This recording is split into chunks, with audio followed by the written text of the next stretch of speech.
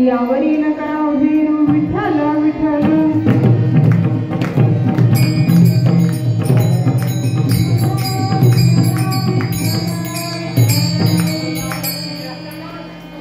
हेची दान दे का देवा तुझा विचार दोन गाई नावडी हेची माझी सर्व जोडी प्राप्तस्तरी प्राप्त प्रसंगी कीर्तन रूपी सेवेकरता निवडलेला अभंग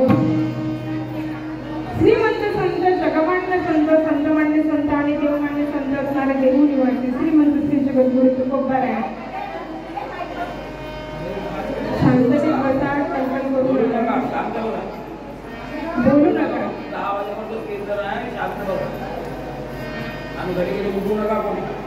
जगद्गुरु तुकोबाराय यांचा हा चार चरणाच्या मागणीपर प्रकरणातील अभंग मी आपल्या सेवेकरता निवडलेला आहे। या अभंगामधून जगद्गुरु तुकोबाराय परमेश्वराला मागणी करत आहेत आणि आज या ठिकाणी आपला सप्ताहाचा 7वा दिवस आहे, बरोबर?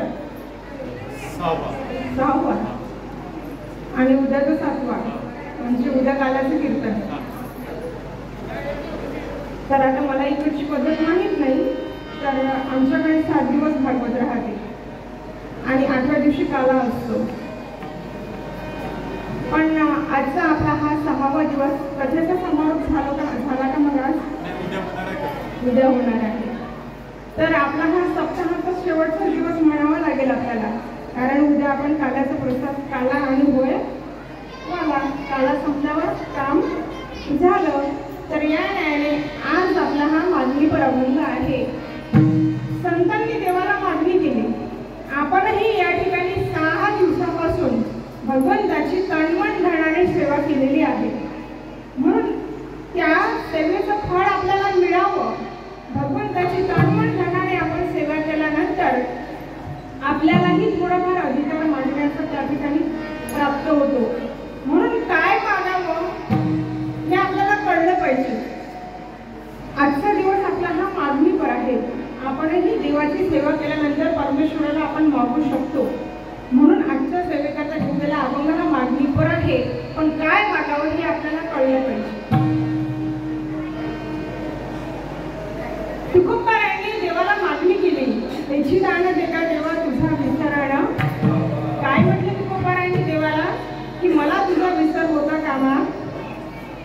नाही, कारण देवाचा विसर जर पडला, विसरले तया थोर झाली हानी पचतील ठाणी 84 लक्ष योनी आपल्याला फिरावं लागेल. हे तुकोबारायांना पक्क माहित होतं, म्हणून तुकोबारायांनी देवाला मागणी केली की मला तुझा विसर होऊ देऊ नको. मग का हो तुकोबाराय, तुम्हाला जर विसर नाही पडला तर तुम्ही करणार काय? भगवंताने प्रश्न केला तुकोबारायांना. तुकोबाराय सांगतात, गुण गाई नावडी हेची माझी सर्व जोडी. मला जर पुन्हा जन्म मिळाला तर ते जन्म मला मिळाला नाही तर त्या जन्माचं मी सार्थक करेल, परमेश्वराचं नामस्मरण करेल, गुणाचं वर्णन करेल, कीर्ती करेल भगवंताची. तुकोबाराय, त्यासाठी तुम्हाला अतिशय गर्भाचं दुःख भोगावं लागेल, भगवंत तुकोबारायांना म्हणतात. पण तुकोबाराय सांगतात, जर मुखामध्ये परमेश्वराचं नामस्मरण असलं तर गर्भवासाचं दुःख सुद्धा मनुष्याला होणार नाही, कारण हृदयामध्ये परमेश्वराचं नामस्मरण आहे. गर्भवासाचे दुःख नाही येता जाता हृदय असता नाम तुझे. मग तुकोबाराय सांगतात की आम्हाला गर्भवासाचं दुःखही चालेल, पण तुकोबाराय देवाला म्हणतात की मला जन्मजन्मी तुझी सेवा मिळावी आणि त्याकरता मी गर्भवासाचं दुःख भोगायला तयार आहे. तुका म्हणे गर्भवासी सुखे घालावे आम्हाला, सुखाला खुशाल आम्हाला जन्माला घाल. म्हणून तुकोबारायांना हा जन्म प्राप्त झाला आणि जन्म प्राप्त झाल्यानंतर तुकोबारायांनी त्या जन्माचं सार्थक केलं. मग त्यासाठी तुकोबारायांनी धन मागितलं नाही. न लगे मुक्ती धन संपदा संत संग. काय मागितलं तुकोबारायांनी? धन मागितलं नाही, धन नाही मागितलं, मुक्ती नाही मागितली. संपदा सोहळा नावडे मनाशे. तुकोबाराय सांगतात, मला संपदा नको, मला संपत्ती नको, मला मुक्ती नको, मला फक्त संत संगत घडू दे. आणि संत संगतीचा परिणाम आपण पाहत आहात. गेल्या 6 दिवसापासून या ठिकाणी आपण या संकीर्तनाचा, नामस्मरणाचा, सत्संगाचा आनंद उपभोगत आहोत. हे माध्यम आपल्याला, हे माध्यम कोणामुळे घडत आहे, कोणाच्या माध्यमातून होत आहे आपल्याला हे सगळं? आपले दिदी जगन्नाथ बाबा, त्यांच्या संगतीमध्ये तुम्ही आलात आणि तुम्हाला हा परमार्थाचा आनंद उपभोगता येतो. विठ्ठल विठ्ठल.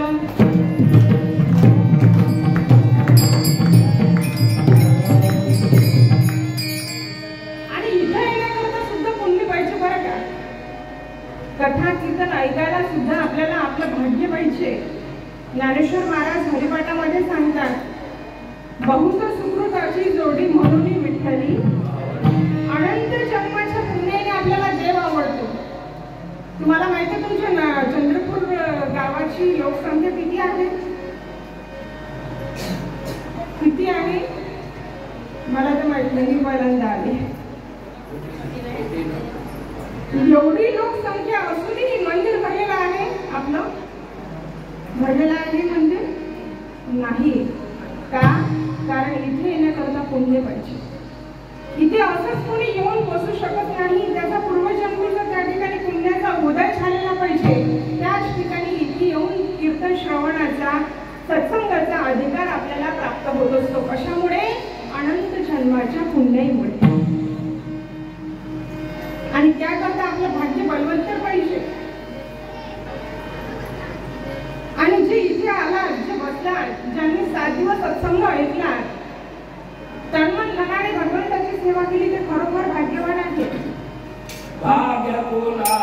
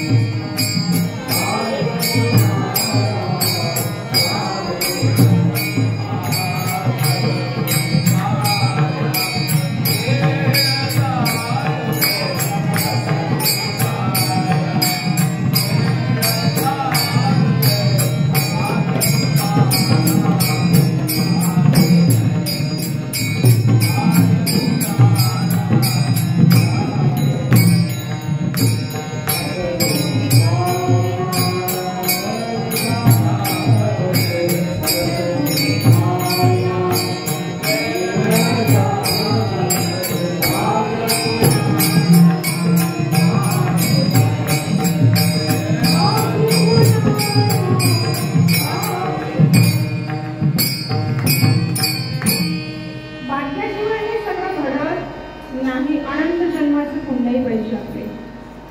आपण भाग्यवान तेव्हाच होऊ शकतो ज्यावेळेस आपण सत्संग ऐकतो, सत्संग करतो, संत सेवा करतो, भगवंताची भक्ती करतो. तो जीव खरा भाग्यवान आहे. या ठिकाणी आपल्या भाग्याचा उदय झाला म्हणून गेल्या 6 दिवसापासून आपल्याला श्रीमद भागवत कथा ऐकता आली. कारण श्रीमद भागवत कथा आपण ऐकलेली आहे, ही सामान्य कथा नाही बरं का. जी मिटवते व्यथा तिला म्हणतात कथा. कथा हा शब्द उलटा करावर काय होईल? बोलू नका मावशी. कथा हा शब्द उलटा करा, काय होईल? तुम्ही बोलत कोण नाही, तुम्ही काय नानमुखाची पाणी बसले का? माझी भाषा कळते का तुम्हाला? माझं समजत आहे ना? कारण जिल्हा बदलला तर भाषा थोडीफार बदलते, बरोबर की नाही? आणि पहिल्यांदा मी आली आहे, नवीन असल्यामुळे माझं बोलणं तुम्हाला समजते ना? तर मग लक्ष देऊन ऐका. कथा हा शब्द उलटा केला तर काय होईल? थाक. आपण म्हणत असताना म्हणतो या विहिरीचं पाणी एवढं आहे की त्याचा थाक लागत नाही. समुद्राचं पाणी किती आहे त्याचा थाक नाही, म्हणजे त्याची खोली आपल्याला कळत नाही. या कथेमध्ये आहे काय? भक्ती रहस्य, ज्ञान रहस्य, वैराग्य रहस्य. कथा ही ज्ञानाची जननी आहे, कथा वैराग्याची खाण आहे. भ म्हणजे भक्ती, ग म्हणजे ज्ञान, व म्हणजे वैराग्य आणि त म्हणजे तपस्या. 4ही गोष्टी आपल्याला या कथेमुळे प्राप्त होतात. तर मला सांगा, बसल्यापैकी सगळंच कथेला होती का? दररोज सर्वच त्याच बाई पाहायला आले कशी आहे म्हणून. कथेमुळे जीवाचा उद्धार होतो. परीक्षित राजाचा किती दिवसामध्ये उद्धार झाला? कथा ऐकली आपण. किती दिवसात उद्धार झाला परीक्षित राजाचा? 7 दिवसामध्ये. 7 दिवसामध्ये. आपला किती दिवसात होईल? आपली तर नो गॅरंटी. कारण आपण कथा श्रवण करत असताना सर्वांगाचे कान करून ऐकत नाही. कथा श्रवण करत असताना आपला चित्त अर्धा घरी कोणाच्या चपलेमध्ये, जर नवीन चप्पल कथेला घालून आलो तर नील का कोणी आपलं अर्ध लक्ष कुठे? चपले. आता ज्या बाईला सून असेल, नवीन लग्न झालेलं असेल, अर्ध लक्ष घरी काय करते? बरोबर आहे की नाही? आपलं चित्त कथेमध्ये.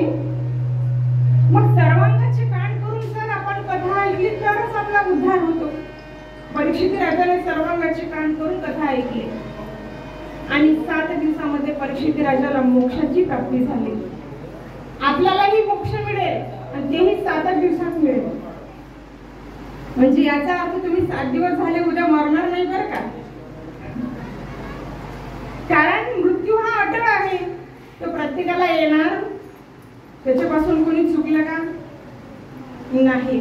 जो जन्माला आला त्याला मृत्यू निश्चित आहे. जो खाटेवर जन्माला आला तो ताटेवर गेल्याशिवाय राहणार नाही. ज्याच्यासमोर बँड वाजला, ज्याच्यासमोर डफडं वाजल्याशिवाय राहणार, ज्याचं बारसं झालं, ज्याचं तेरसं झाल्याशिवाय राहणार नाही. प्रत्येकाला जावं लागेल. फक्त एवढंच की जाण्याची तारीख आपल्याला माहित नाही, एवढं बरं आहे. विठ्ठल विठ्ठल.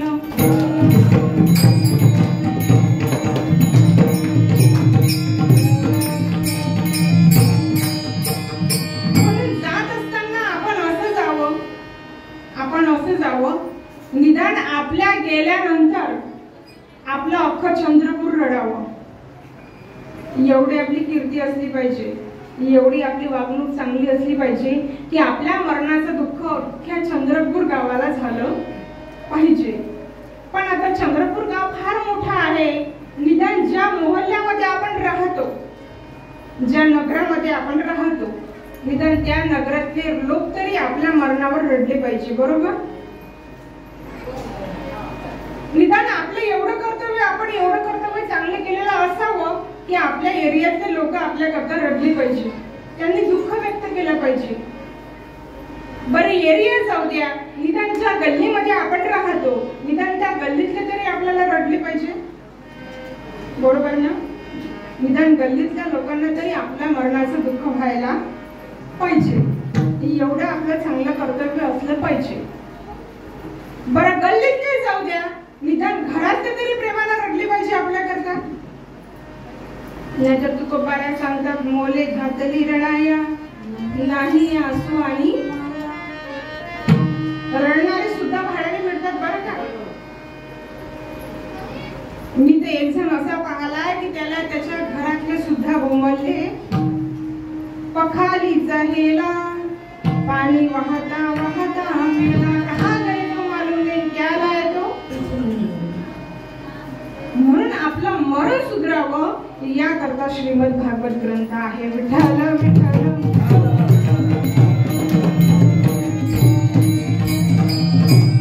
एका गावाला मी अशीच कीर्तनाला गेले आणि तिथे भागवत कथा चालू होती. आता ज्यांच्या घरी माझं मुक्काम होतं त्या बाईला मी विचारलं, म्हटलं मावशीबाई तुमच्या गावात भागवत चालू आहे, कुणाचं भागवत आहे? म्हणे बाई आम्हाला काही घेणं देणं नाही, कारण आमचं काही रिकाम पण भागवत ऐकायला होत. म्हणे 3-4 सुना आहेत म्हणे, 5-6 नातू आहे म्हणे, 100 एकर शेती आहे म्हणे, 2-3 म्हशी आहेत म्हणे, आम्हाला मरायला सुद्धा फुरसत. काय बोलली ती? मरायला सुद्धा फुरसत, एवढे काम आहे. तिच्या बाजूला तिची मैत्रीण बसलेली होती. म्हणे खरंच म्हणे बाई आम्हाला एवढी कामं आहेत की आमचं भागवत ऐकणं अजिबात होत नाही, एवढी कामं आहेत की आमचं तर म्हणे शेंबूड शिंकराला फुरसत नाही. काय बोलली? शेंबूड शिंकराला सुद्धा आमची फुरसत. एवढे विचित्र बोलतात लोक. पण संत महात्मे सांगतात, आएगा जब रे बुलावा हरी का, छोड़ के सब कुछ जाना पडेगा. हे सगळं सोडून आपल्याला एक दिवस जावं लागेल. मग जात असताना आपल्यासोबत घरात भेटतात का? मनुष्य मेल्यानंतर मला सांगा त्याची बायको कुठपर्यंत रडत जाते? तुमच्या गावात कशी पद्धत आहे? माणूस मेल्यानंतर बायको कुठपर्यंत रडत जाते? स्मशानापर्यंत. अरे वा, आमच्याकडे फक्त उंबरट्यापर्यंत. उंबरट्याच्या बाहेर ती जात नाही. आणि इष्टमित्र सगळे सोयरे जे आपलं फक्त अख्खं गाव गोळा होते आपल्या करता, ते कुठपर्यंत जाते? स्मशानापर्यंत जाते. आपला हा देह हा सुद्धा आपल्याला शेवटच्या क्षणाला साथ देत. आपल्याला त्या सरणावर ठेवलं आणि अग्नी लावला की शरीर सुद्धा आपल्याला साथ देत नाही. मग आपलं जसं कर्म आहे त्यानुसार आपल्याला त्याचं फळ भोगावं लागते. संत महात्मे सांगतात की बाबा हे शरीर सुद्धा तुझं नाही. संत महात्मे सांगतात, इतना मजबूर हो जाएगा तू, इतना मासूम हो जाएगा तू, ये जो मखमल का चोला है तेरा, एक फन में बदलना पड़ेगा. जिंदगी के किराए का घर है, इतना एक दिन बदलना पड़ेगा.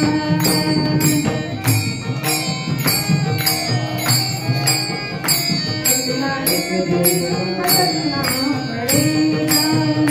जिंदगी के किराए का घर है, इतना एक दिन बदलना पड़ेगा. संत महात्मे सांगतात, ये जो मखमल का चोला है तेरा, एक मन में बदलना पड़ेगा. हे शरीर सुद्धा आपल्याला साथ देत नाही हे तुकोबारायांना फक्त माहित होतं. म्हणून तुकोबारायांनी परमेश्वराला एकच मागणी केली, अभंगाचं पहिलं चरण.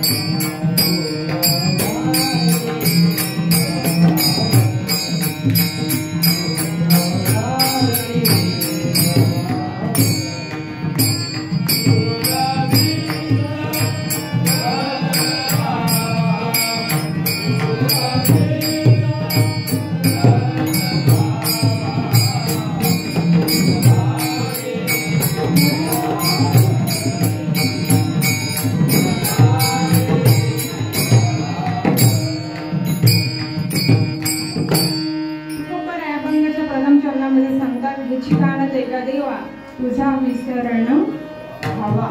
देवा मला तुझा विसर होऊ देऊ नको, सतत मला तुझ्या चिंतनात ठेव. आणि सतत चिंतनामध्ये राहणं हे आपलं अहोभाग्य आहे.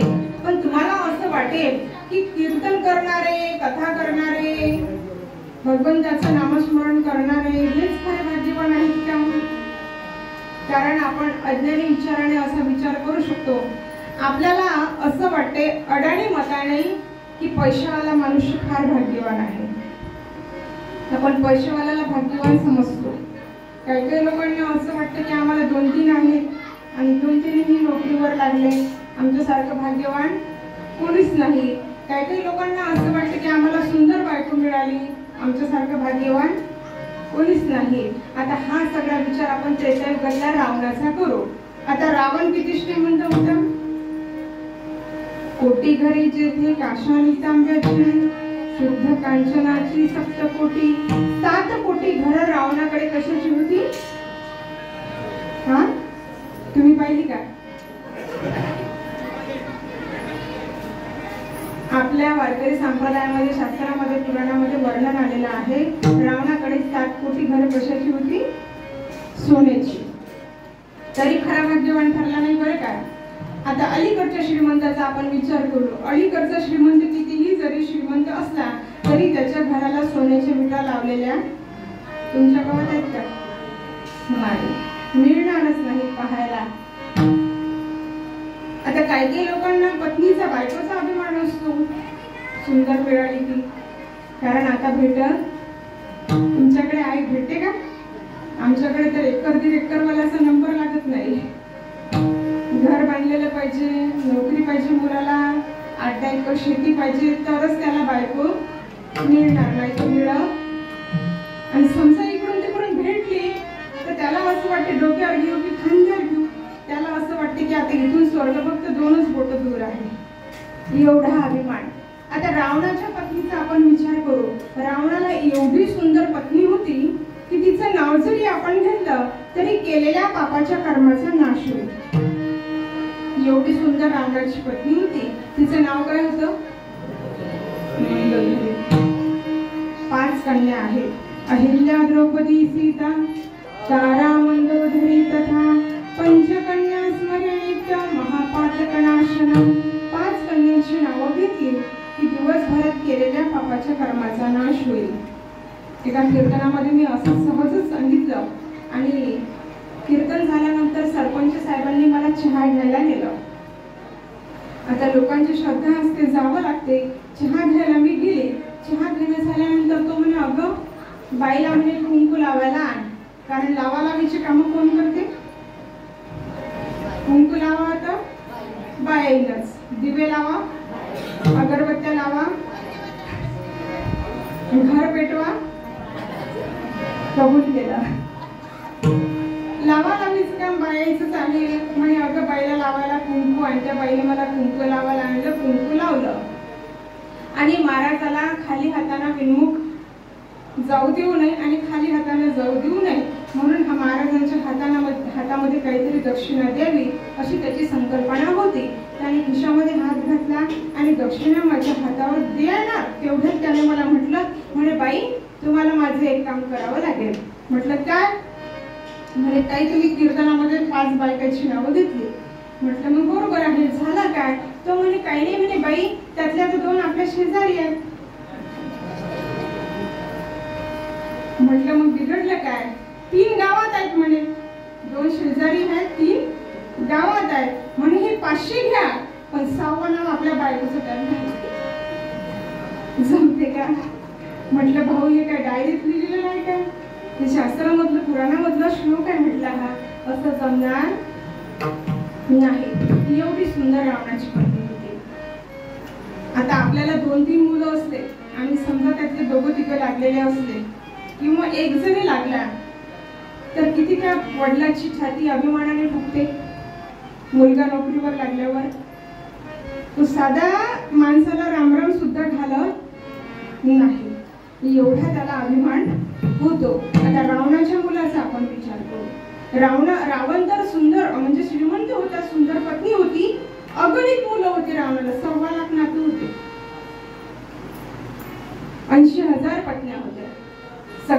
मेघनाथ नावाचा मुलगा होता, इंद्राला पराजित करणारा होता. एवढा श्रीमंत, एवढी सुंदर पत्नी, एवढे सुंदर मुलं, तरीही खरा भाग्यवान ठरला नाही. मग तुकोबाराय सांगतात, भाग्य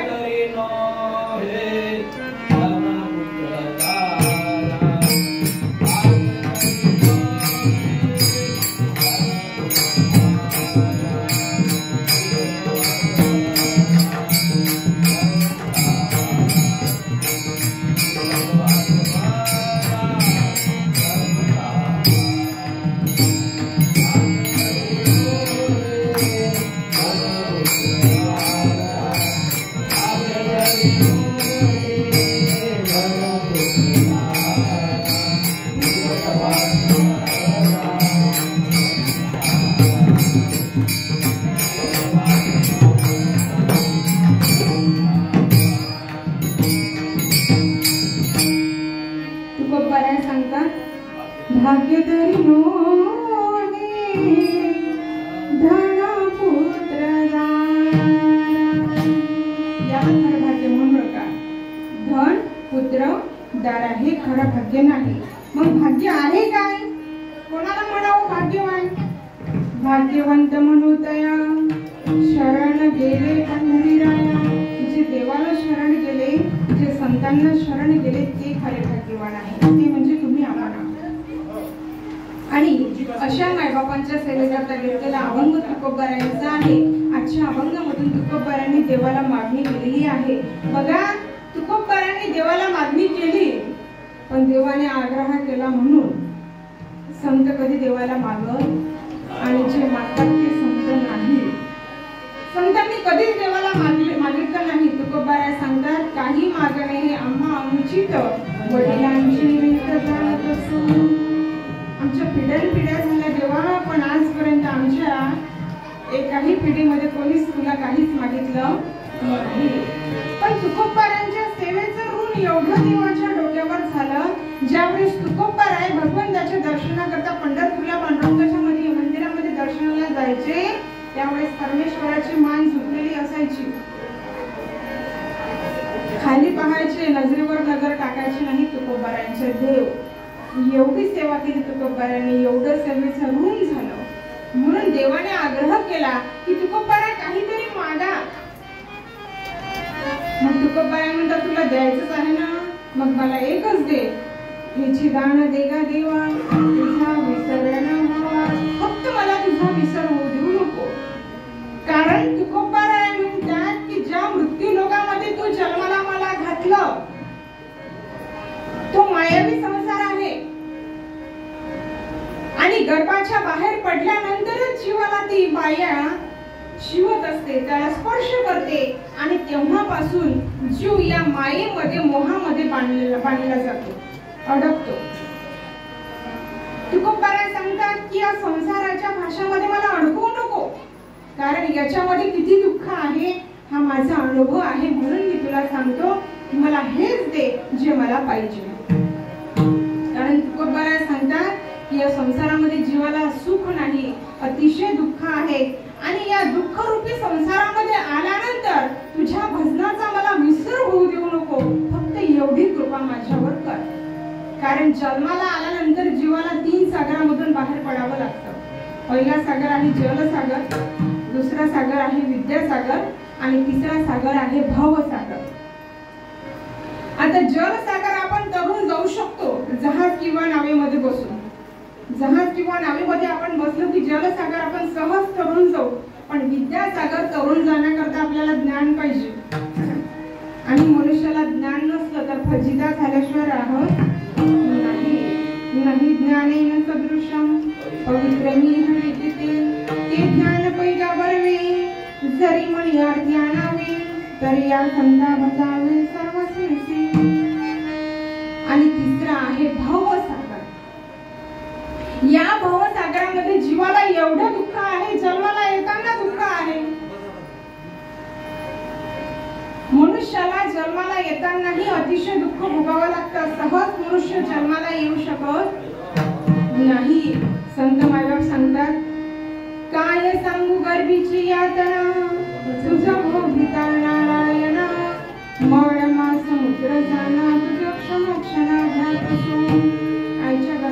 एवढं दुःख आहे की तुकोबारायांना म्हणावं लागलं, एक वेळ करी या दुःखा वेगळी, एक वेळ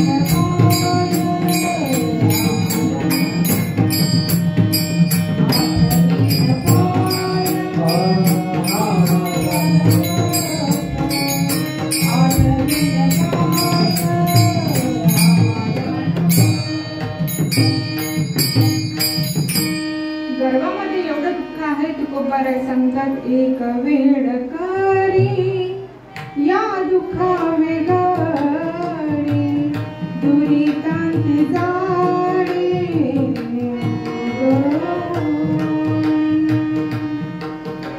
या दुःखाच्या बाहेर मला काढ. कारण आईच्या गर्भामध्ये अतिशय जीवाला दुःख भोगावं लागते आणि मग त्या गर्भाच्या बाहेर पडल्यानंतर जीव सुखी आहे का? तुकोबाराय सांगतात, गर्भाच्या बाहेर पडल्यानंतरही जीवाला दुःख भोगावं लागते. दुःख बांधवडी आहे हा संसार, दुःख बांधवडी आहे हा संसार.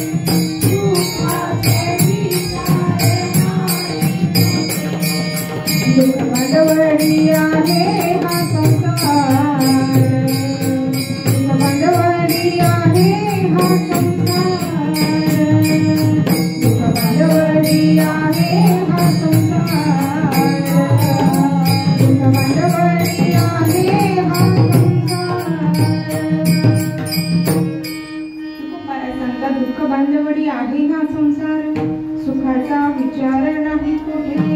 या संसारामध्ये जीवन जगत असताना सुद्धा जीवाला दुःख भोगावं लागते. दुःख बदलत राहते. जन्माला येताना दुःख, जीवन जगत असताना दुःख आणि मरताना सुद्धा दुःख आहे. किती दुःख आहे संसारामध्ये. छोटंसं उदाहरण सांगते मी तुम्हाला. बघा, एक जोडपं होतं आणि त्यांच्या लग्नाला झाली होती 15 वर्ष. 15 वर्ष झाली तरी संसारामध्ये कटकट दगदग सारखी चालू होते. कारण प्रत्येकाच्या संसारामध्ये ती होतच असते. लग्नाला कितीही वर्ष जरी झाली तरी आपसात दोघांचे वादविवाद होत असतात. त्यालाच काय म्हणतात? संसार म्हणतात. सारखी कटकट दगदग. पण याच्या संसारात जरा जास्तच होते. हा कंटाळला आणि कंटाळल्यानंतर मनुष्य तिकडे कंटाळला की मग इकडे येतो. बरोबर? तिकडे जास्त दुःख झालं की मग मनुष्याला देव दिसतो. मग कथेला, मग कीर्तनाला, मग वारीला, किंवा जेव्हा तिकडे त्रासून जातो. मुलं म्हणतात, बाबा जा ना, गावात भागवत चालू आहे ना. म्हणतात ना मुलं, अगं जा जरा भागवतात जाऊन बस. म्हातारी झाली तरी लुडबुड करते आमच्या संसारामध्ये.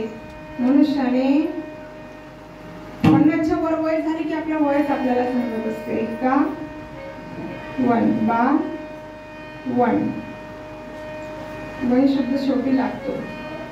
मग तुम्ही म्हणणार की ताई आम्ही काय आमचा संसार सोडून वनात जावं? तुम्ही वनात जायला तुम्हाला अजिबात सांगणार. संसारामध्ये राहून वनात राहिल्यासारखं राहा. मूल मुलांच्या सुनेच्या संसारामध्ये लुडबुड करू नका. त्यांनी आपल्याला घराबाहेर हाकललं नाही पाहिजे. या पद्धतीने आपण राहायला पाहिजे. कसं?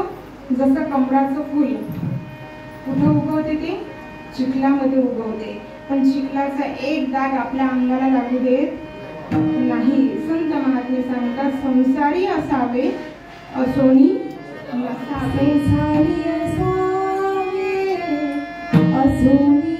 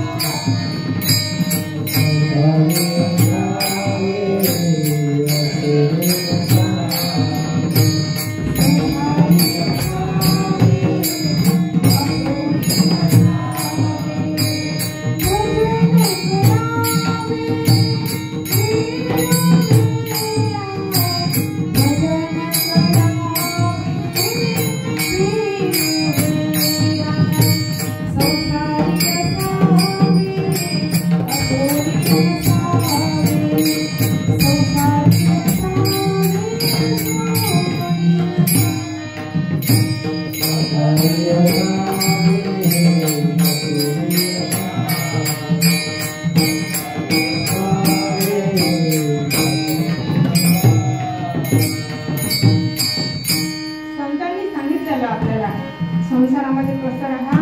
असून नसल्यासारखं. संसारी असावे असोनी नसावे. भजन करावे वेळोवेळा. काही नानावनात जायची गरज नाही. नका तेजू रंडा पुरे बांधा झोप्या माळ्या घरी आली अतिथी आदरे यामुळे धर्म कोणता. संत महात्मे सांगतात, पशु पक्षी कसं जीवन जगतात? पक्षी अंगणी उतरती ते का गुंतवणी राहती कैसे असावे संसारी. बघा, धान्याची रास पडलेली असते. एवढा मोठा ढीक असतो धान्याचा. पशु पक्षी त्यावर म्हणजे ते धान्य टिकतात, पण ते सोबत पोता आणं थैली आणं नुसतं एक टाइमचं जेवण केलं की झालं. पण आपल्याला तसं करता येणार नाही. आपल्याला करावं लागेल, पण जास्तच त्या मोहामध्ये अडकू नका. संत महात्मे सांगतात, असून नसल्यासारखे राहा. बघा, सांगत होती मी आपल्याला की संसारामध्ये जीवाला दुःख भोगावं लागते. 15 वर्ष झाली होती लग्नाला, तरी आपसात दोघांचा पटत नाही. सारखी कटकट दगदग चालू आहे. मग तो कंटाळला आणि कंटाळला त्यांना मनामध्ये असा विचार केला की आता आपण हे सगळं सोडावं. याच्यामध्ये काही पडलेलं नाही. आता ज्याचं झालं त्याला चांगला अनुभव आहे. कितीही मोठा करा, कितीही पैसा असू द्या, तुम्ही बंडलवर झोपले तरी याच्यामध्ये तुम्हाला सर्व सुखाची प्राप्ती होणार नाही. मग तो म्हणे सगळं हे सोडतो म्हणे मी आता आणि सगळं त्याग करून निघून जातो. निघाला, पण जात असताना त्याला एक साधू महात्मा दिसला. मग आता जात आहोत आपण, साधू महात्मा रस्त्यात आपल्याला दिसले म्हणून पाया पडला. आणि पाया पडल्यानंतर महाराजांनी विचारलं, काय असा हताश का दिसतो? काय झालं म्हणे तुला? म्हणे काही नाही म्हणे महाराज, 15 वर्ष झाली लग्नाला, पण बायकोसर माझं अजिबात पटत. सारखी पटपट दगदग सारखे म्हणे भांडणं चालू आहेत म्हणे आमची. मग महाराज म्हणाले, एवढ्यासाठी तू त्याग करतो का? अरे संसारामध्ये मी चालणारच आहे, पण म्हणे महाराज थोडं तर चांगलं चाललं पाहिजे. अरे म्हणे दुर्लक्ष करावं. म्हणे महाराज सांगा ना काही आयडिया असेल तर, की आमचं कसं चांगलं होईल, कशी आमची भांडणं थांबतील. आपण विचारत असतो की नाही, महाराज लोक दिसले, कोणाच्या अंगात आलं की आपल्या संसारातले घराने आपण सांगतो की नाही त्यांना, आमच्या घरी बरकत नाही, आमचं आपसात पटत नाही, सून आम्हाला वागवत नाही, महाराज काहीतरी उपाय विचारतो की नाही आपण. माझ्यावरही असा प्रसंग आला होता बरं का. भागवताला गेली होती मी एका ठिकाणी, आणि भागवत झाल्यानंतर एक बाई धावतच माझ्या जवळ आली. म्हणे ताई चांगलं सांगता म्हणे भागवत, पण म्हणे मी एवढी दुःखी आहे म्हणे, संसारामध्ये 2 मला सुना आहेत आणि 2 सुना असूनही मला चहा सुद्धा कोणी पाजत नाही. रडली ती बाई माझ्याजवळ. म्हटलं आता ताई सांगा मी काय करू? आता सून तुम्हाला वागवत नाही त्याला माझा दोष नाही, मी काही करू शकत नाही. जाऊद्या म्हटलं, दुर्लक्ष करा. म्हणे बाई म्हणतात की महाराज लोकांना समजते, जरा काही भविष्य सांगता का माझं? बाई मला तर काही भविष्य सांगता येत नाही. म्हणे नाही म्हणे ताई, महाराज लोक हुशार असतात, महाराज लोकांना सगळं कळते. पण मी म्हटलं ज्योतिषशास्त्राचा अभ्यास वेगळा असतो, भागवताचा अभ्यास वेगळा असतो. मला भागवत करता येते, मला कीर्तन करता येते, मला प्रवचन करता येते, पण मला भविष्य सांगता येत नाही. म्हणे ताई तरी थोडंसं तरी जरी सांगितलं म्हणे तर माझ्या मनाला समाधान होईल, कारण मला माहिती आहे म्हणे महाराज लोक हुशार असतात, त्यांना सगळं काही समजते. मी म्हटलं बाई मी सांगू शकत नाही, पण तुमचे एवढा आग्रह आहे तर मग म्हटलं असं करा, तुमच्या घरी पंचांग असेल तर आणा, कारण भविष्य असं पाहता येणार. पंचांग आणा म्हटलं. पंचांगामध्ये बघून मी थोडं काही तुम्हाला सांगते. ती बाई म्हणाली फक्त पंचांग पुस्तकच पाहिजे म्हणे ताई, म्हणे आत्ता घरी जाऊन आणतो. धावतच गेली, मोठ्या आनंदाने धावत गेली आणि एवढं एवढं पुस्तक माझ्याजवळ आणलं, पुस्तक माझ्या हातात दिलं. म्हणे बाई हे पुस्तक घ्या, आता माझं भविष्य सांगा. मग ते पुस्तकाचं पहिलं पान उघडलं मी म्हटलं बाई तुमच्या मालकाचं नाव मोतीराम आहे. म्हणे बाई किती हुशार आहे म्हणे तुम्ही, आतापर्यंत तुम्हाला भागवत सांगता येते, कीर्तन सांगता येते, भविष्य सांगता येत नाही असं सांगत होत्या, पण आता तर म्हणे एक पान उघडल्याबरोबर मालकाचं नाव तुम्हाला आपोआप माहीत झालं. दुसरं पान उघडलं. मी म्हटलं बाई तुमच्या सासऱ्याचं नाव तुळशीराम आहे. म्हणे बाई बाई किती हुशार आहे म्हणे तुम्ही, मालकाचे सांगितलं, सासऱ्याचे सांगितलं. मग मी तिसरं पान उघडलं. मी म्हटलं बाई या महिन्यात तुम्हाला 8 किलो गहू 12 किलो तांदूळ मिळाले. म्हणे बाई हे तुम्हाला समजलं. म्हटलं बाई हे राशन कार्ड आहे. म्हणजे केवढी पंचायत साधूची. म्हणे महाराज थोडं काही सांगा की जेणेकरून माझं चांगलं होईल. महाराज म्हणाले मला भविष्य सांगता येत नाही, पण तुला आयडिया सांगतो. म्हणे आजपासून घरी जायचं आणि बायकोची स्तुती करायची, कारण बायकांना स्तुती आवडते, बायका स्तुतीप्रिय आहेत. मग खोटी का करणार, तरी बायकांना ती आवडते, कारण बायका कशा आहेत, घोड्या आहेत. घोड्या आहेत ना बायका, आजोबा नाही म्हणतात. बायकांचा स्वभाव कसा असतो, घोडा आहे का, आहे का घोडा, नाही. बायकांचा स्वभाव घोडा असतो. म्हणून तर आपण घोडा आहे, म्हणून तर आपण 1 लोटा जल सब समस्या का. एकदा सांगितलं महाराज सांगते, अख्खा गाव नाही लागलं की नाही तुमच्या गावात, गावागावात नगरात महादेवाचे मंदिर झाली, कारण घोडा स्वभाव फायदा झाला पाहिजे ही अपेक्षा. भक्ती आहे आपल्याकडे, कोणाची, देवाची, पण त्या भक्तीच्या पाठीमागे स्वार्थ आहे. आपण निस्वार्थ भक्ती करत नाही. मला सांगा अशी कोणती समस्या आहे तुमच्या संसारामध्ये की तुम्ही महादेवाला सांगावी, एवढी मोठी कोणती समस्या असेल का, नाही. तुम्ही काय मागता,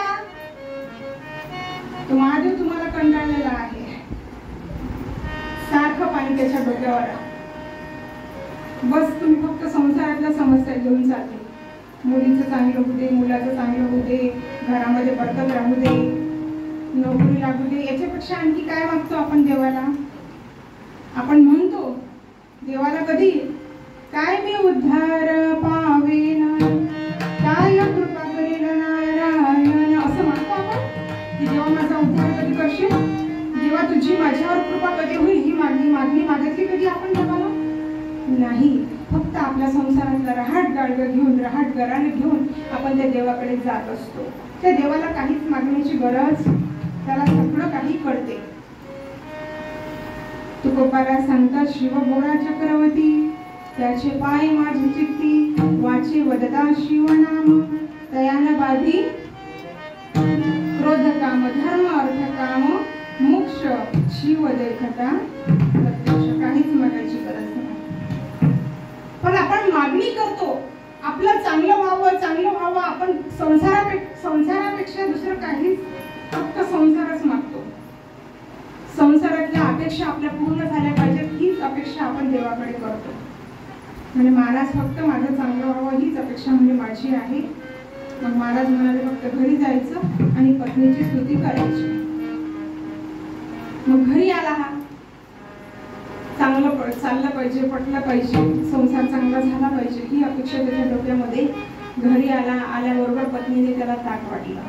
त्याला माहित होतं की आपल्याला आता स्तुती करावी लागेल. त्याने ताट पाहिलं, म्हणजे अगं काय सुंदर स्वयंपाक केला तू. तिला लय बरं वाटलं. ती त्याच्या जवळ बसली आणि जबरदस्तीने त्याला वाढायला लागली. पण म्हणे अगं तू म्हणे एवढा सुंदर स्वयंपाक केला, पण भाजी म्हणे एवढी सुंदर केली की 15 वर्ष झाली आपल्या लग्नाला, पण अशी भाजी तुला जमली. तिने काय करावं, तिने फक्त घरात गेली, बेलन आणलं आणि सपासप त्याला मारायला सुरुवात केली. कारण ते होती कलियुगातली बायको. तो म्हणे एक तास झाला स्तुती करतो तरी तू मला मारते. ती म्हणे काय करू म्हणे मग, कारण भाजी शेजारीच्या घरची आहे आणि त्या भाजीची तुम्ही काय करून राहिले. संसारामध्ये जीवाला दुःख आहे. म्हणजे संत महात्मे सांगतात संसारात येतानाही दुःख, जगत असतानाही दुःख आणि मरतानाही दुःख. हे तुकोबारायांना माहित होतं. म्हणून तुकोबाराय सांगतात की हा संसार असा आहे, आम्हाला अनुभव आले अंगात या जगात देत असो. अनुभव आल्यामुळे तू काय कर, फक्त आम्हाला एकच दान दे, फक्त तुझा विसर होऊ देऊ. ह्याची दान दे का देवा, तुझा विसरण व्हावा. मग विसरणं झाल्यानंतर काय करेल, काय करतात तुकोबाराय विसरणं झाल्यामुळे गुणगान करतात. गुण गायी नावडी ह्याची माझी गुणाचं वर्णन करतात. भगवंताच्या जवळ 6 गुण आहेत. ऐका यशस्वी औदार्य, ज्ञान वैराग्य ऐश्वर्य. हे 6ही गुणवर्य वस्तीचे म्हणून तो भगवंताच्या जवळ यश आहे, औदार्य आहे, स्त्री आहे, वैभव आहे, वैराग्य आहे आणि ते प्रत्येकाला वाटून दिले. यशे थोरविला मारुती, विभीषण केला लंकापती. औदार्य देऊने कर्णाहती, ज्ञानी उपदेशीला चित्रुरानन. भगवंताने ते 6 गुण ते सुद्धा जवळ ठेवले नाही. हा भगवंत एवढा उदार आहे, देण्यास एवढा उदार आहे, स्वतंत्र आहे, श्रीमंत आहे. म्हणून तुकोबारायांनी देवापुढे मागणी केली आणि आपण कितीही मागितलं तरी देव आपल्याला देत नाही. आणि एखाद्या वेळेस जर देव प्रसन्नही झाला तर काय मागावं हे आपल्याला कळत नाही. विठ्ठला विठ्ठला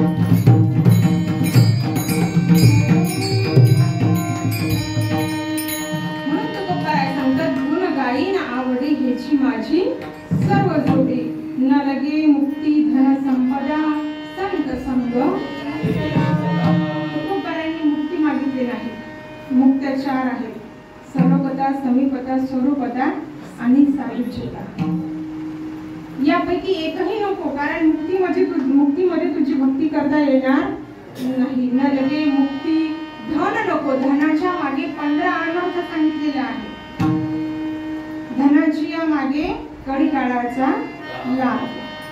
धनही नको. न लगे मुक्ती धन संपदा. मग द्यायचं असेल ना काय ते, संत संग देवी सदा. कारण संत संगतीचा परिणाम असा आहे, संत चरण रज लागता सहज, वासनेची बीज जोडून जाई. तुकोबारायांच्या संगती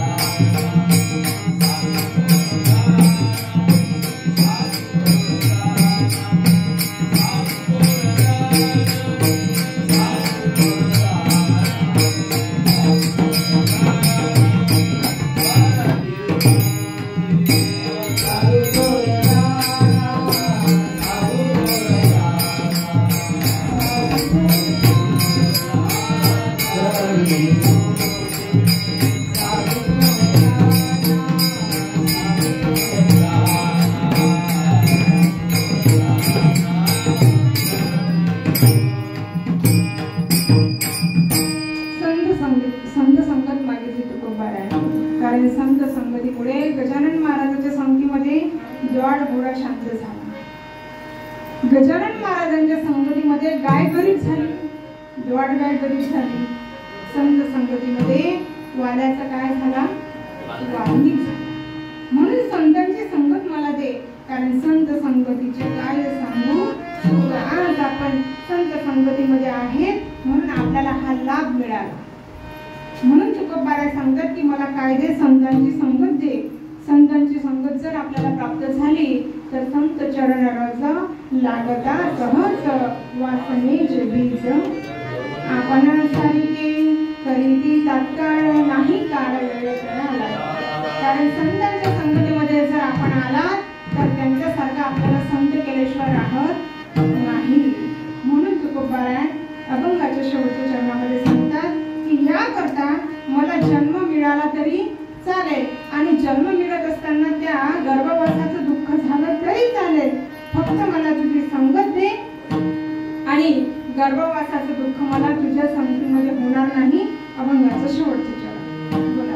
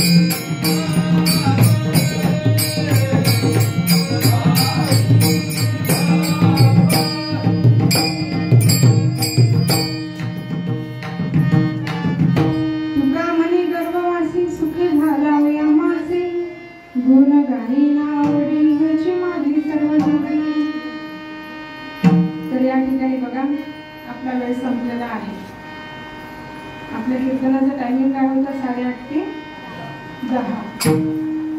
तर अगदी 10 वेळेमध्ये तसं आम्ही आज सकाळपासून आमची धावपळच चालू आहे आणि निश्चित कीर्तन नव्हतं.